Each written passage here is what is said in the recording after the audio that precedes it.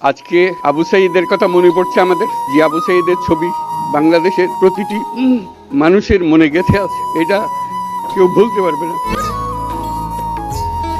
কি অবিশ্বাস্য একটা সাহসী যুবক বন্দুকের সামনে দাঁড়িয়ে আছে, এবং তারপরে থেকে কোনো যুবক, কোনো যুবতী আর হার মানে নাই, সামনে গিয়ে আছে এবং বলছে যত গুলি মারো, মারতে পারো, আমরা আছি।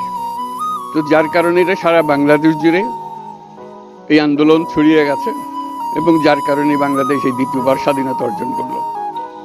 এই স্বাধীনতাটা আমাদেরকে রক্ষা করতেই হবে, শুধু রক্ষা করা নয়, এই স্বাধীনতার সুফল প্রতিটি মানুষের ঘরে পৌঁছাতে হবে, তা না হলে এই স্বাধীনতার কোনো দাম নেই।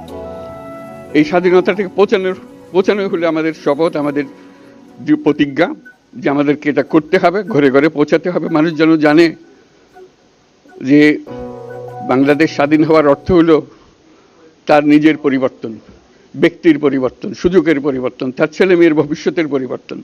এটা যেন প্রত্যেকে বুঝে নেয়, এবং আজকের তরুণ সমাজকে বোঝানো যে এই দেশ এটা তোমাদের হাতে, তোমরা এটাকে তোমার